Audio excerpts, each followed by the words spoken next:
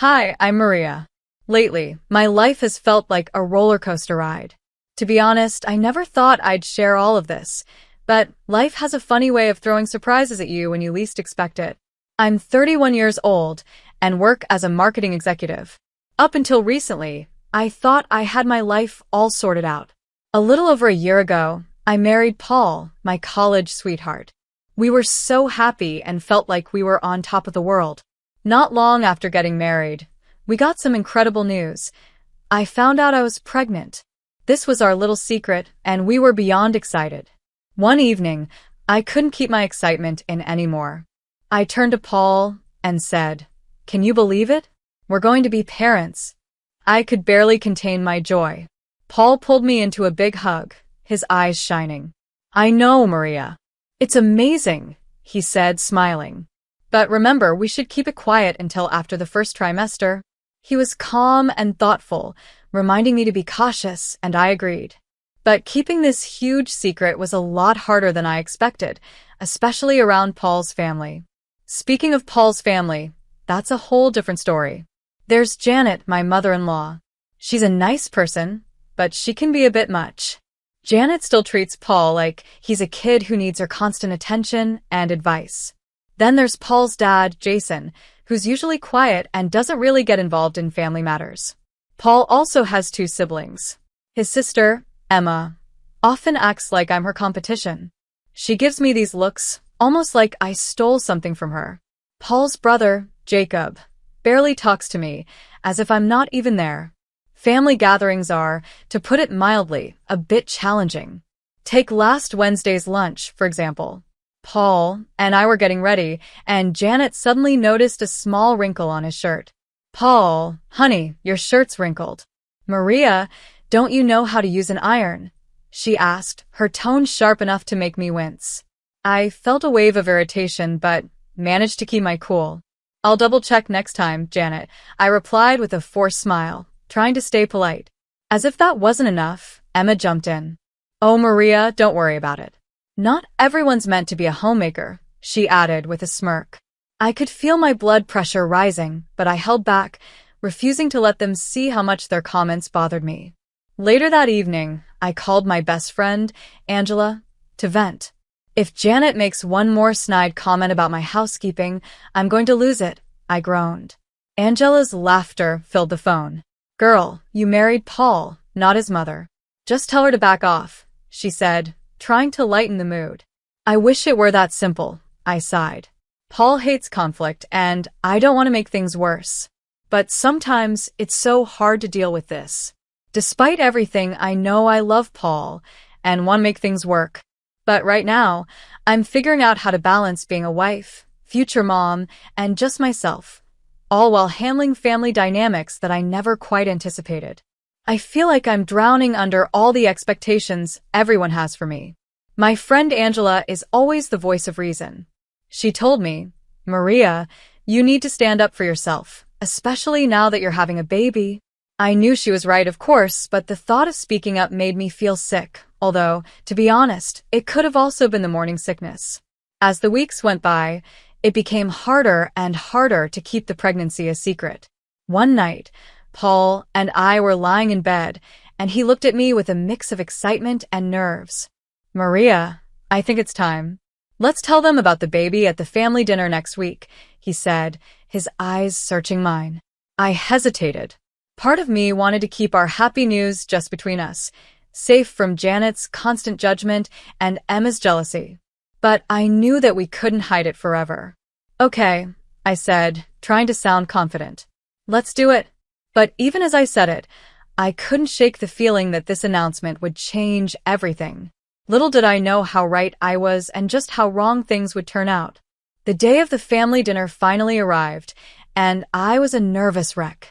I spent hours cooking, hoping to impress Janet, though I knew that was probably a dream. Sure enough, as soon as we sat down, Janet had something to say. "Maria, dear, the roast is a bit dry. Did you forget to baste it?" she asked, her voice sugary but sharp. I forced a smile. "I'll keep that in mind for next time," I said, swallowing my frustration. Then, as if that wasn't enough, she added, And that dress, is it new? It looks a bit tight, don't you think? Her eyes drifted down to my waist, and I felt my face heat up. Just then, Paul cleared his throat. Actually, Mom, we have some news, he said. My heart pounded as he glanced at me for support. Maria and I were having a baby. There was a brief silence, and then everyone reacted at once. Jason, Paul's dad, actually smiled, which was rare, and Jacob mumbled a quick congratulations.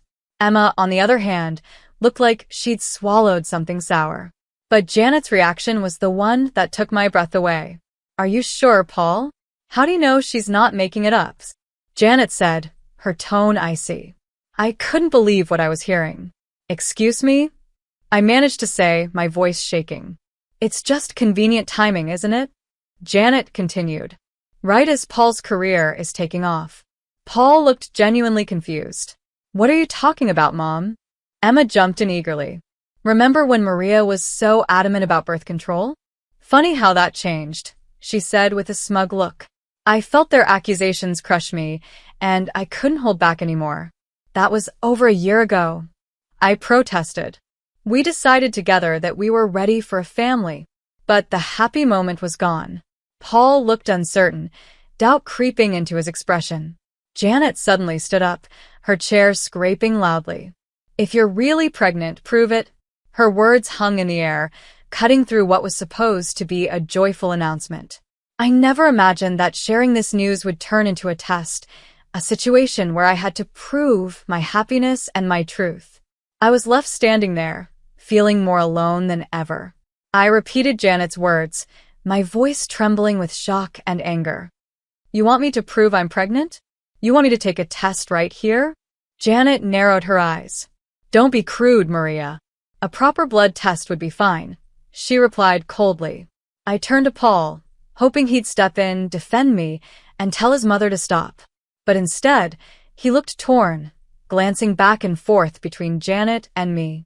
After a long pause, he said softly, maybe it's not such a bad idea, Maria. Just to settle everyone's doubts. My heart dropped. How could he even consider this? How could he take their side instead of mine? This is crazy. I'm leaving, I said, feeling a mix of frustration and sadness. I turned to go, but before I could make it to the door, Janet stepped in front of me, blocking my way. If you walk out that door, we'll all know you're lying, she said, her voice sharp and accusing. Get out of my way, Janet, I said, my voice rising. But suddenly, everything changed. It all happened so quickly, yet in slow motion.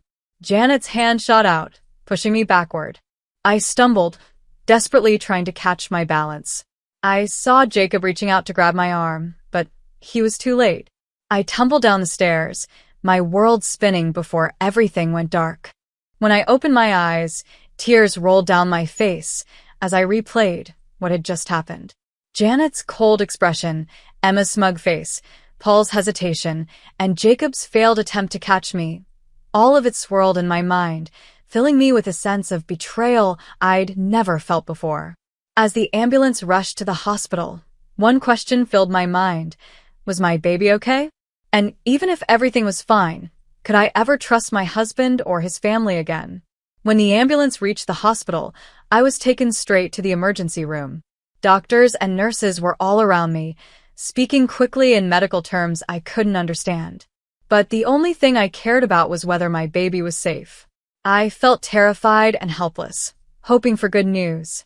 Hours later, I woke up to the steady beeping of hospital monitors. I saw a doctor standing beside my bed, and he smiled gently. Mrs. Thompson, you're awake. I have good news. Your baby is safe. You're both going to be okay. A wave of relief washed over me, but it was quickly replaced by anger as I remembered why I was there. This was supposed to be a joyful time in our lives, a celebration of our growing family. But instead, I'd been forced to defend myself against accusations from the very people who were supposed to be my family. I glanced over and saw Paul standing by my bedside, his face pale and filled with regret. Maria, I'm so sorry, he whispered. But his words felt hollow. How could he apologize now after allowing his family to doubt me, after standing by while I was hurt? I turned away, realizing that things would never be the same. In that moment, I knew I'd have to make some tough decisions about who I could really trust and what kind of life I wanted for myself and my child.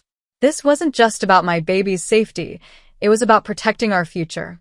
I don't know what happened, Paul began, but I cut him off, anger bubbling up. What happened?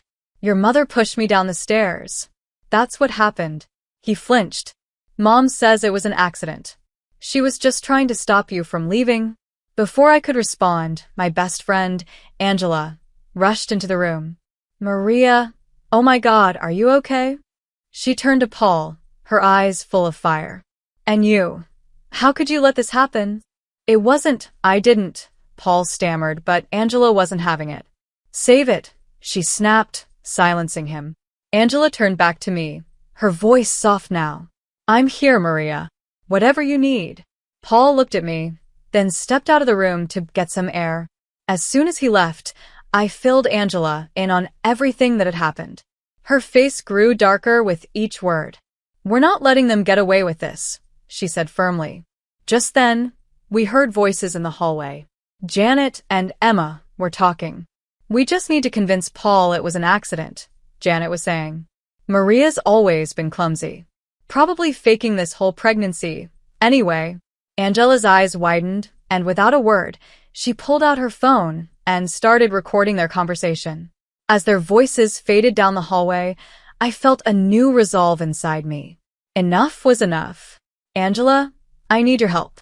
We're going to fight back, I said, feeling stronger with each word. Over the next few hours, we made a plan.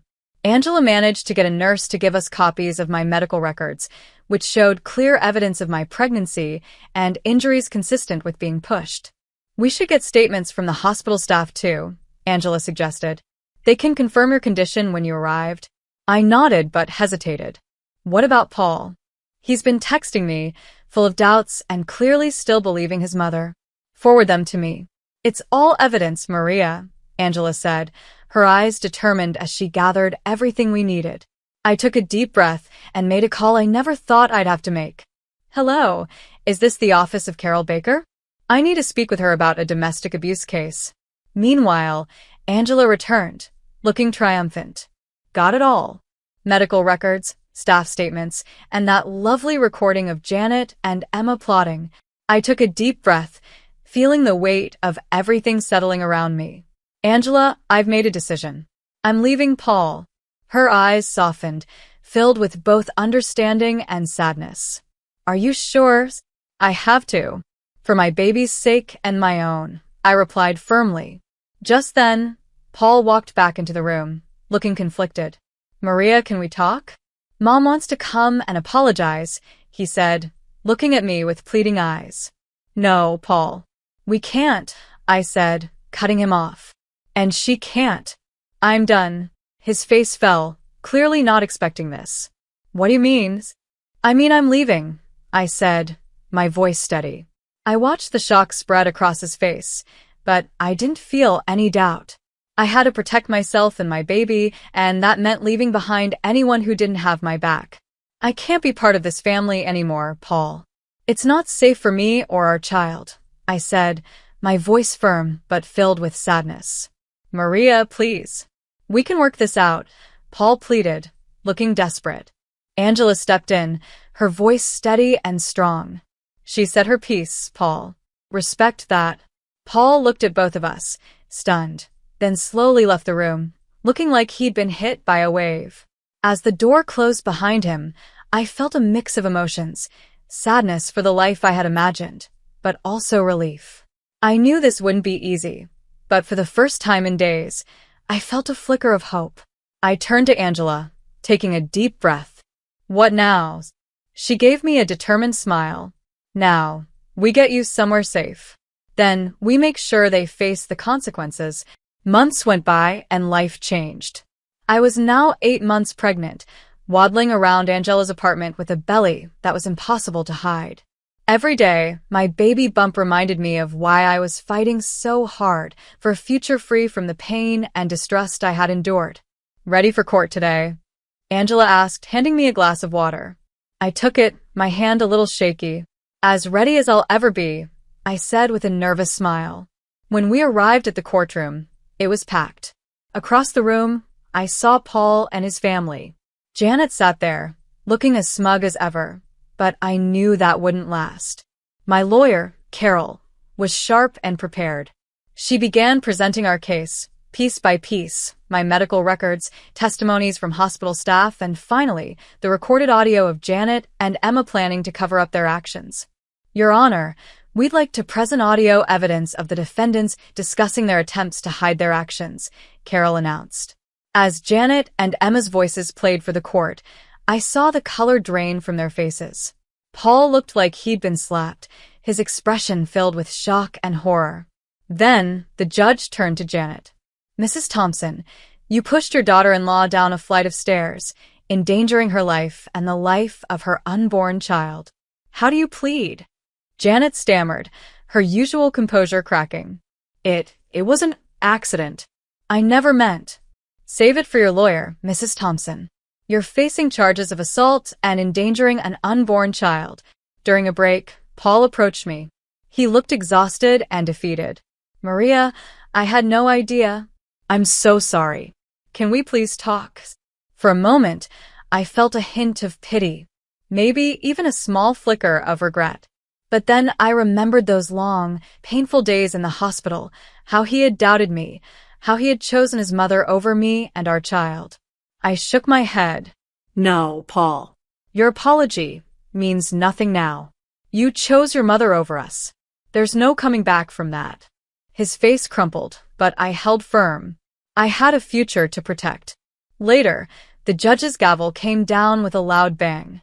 In the matter of Thompson versus Thompson, this court rules in favor of the plaintiff. Mrs. Maria Thompson is granted a divorce, full custody of the unborn child, and a settlement of $700,000 for emotional damages and medical expenses. Hearing those words, I felt a wave of relief wash over me. This chapter was finally over. I had fought for myself, for my child, and for a new beginning. I didn't look back at Paul or his family as I left the courtroom. My focus was now on the future, one where I could finally feel safe and start anew. I let out a breath I hadn't realized I was holding. It was finally over. We had won. 4 years later, I'm busy blowing up balloons for my daughter Michelle's second birthday. My little fighter, born against all odds, now happily toddles around, babbling and laughing. Angela walks in, her arms full of presents, smiling wide. Where's the birthday girl? Auntie Angela's got goodies, she says with a big grin. I watch Michelle squeal with joy, her eyes lighting up, and I can't help but feel a deep sense of gratitude for how far we've come. So much has changed in my life. I'm running my own marketing business now, using my experiences to help others who have been through hard times tell their own stories. My goal is to give people a voice, to turn pain into purpose. Janet is no longer in our lives. She's serving her sentence. Turns out pushing a pregnant woman down the stairs is something the justice system takes very seriously. I don't think about her much anymore. She's part of the past, a chapter I've left behind. More friends start arriving, filling my home with warmth and laughter. These are my people now, the family I've chosen. Together we laugh, eat, and celebrate Michelle's special day. I feel surrounded by love, and I realize that this is what family is supposed to feel like: supportive, joyful, and safe. As the party winds down, I carry a sleepy Michelle to her bed and tuck her in, whispering softly, "Happy birthday, my brave girl. The world is yours, and it's mine too." I kiss her on the forehead, feeling a peace I haven't felt in a long time. This life, this new beginning, is one that I fought hard for. It's a life that is safe and happy, one I'm determined to protect. Whatever challenges come next, I know Michelle, and I can handle them together. After everything we've been through, I have no doubt we're ready. Reflecting on my journey, I'm left with one question. If you were in my shoes, would you have given Paul a second chance? Was I too harsh in rejecting his apology? Or was it the right choice to protect myself and my daughter from possible future harm? There's no easy answer, and everyone's story is different. But I'd love to know what you'd have done in my situation. If you're facing a tough decision or know someone who is, sharing your perspective might help. Please leave your thoughts in the comments below. Your experiences and opinions could really make a difference for someone going through something similar. If this story resonated with you, please give this video a like. It helps more people find these stories and learn from the experiences shared here. And if you want to hear more stories like this, don't forget to subscribe.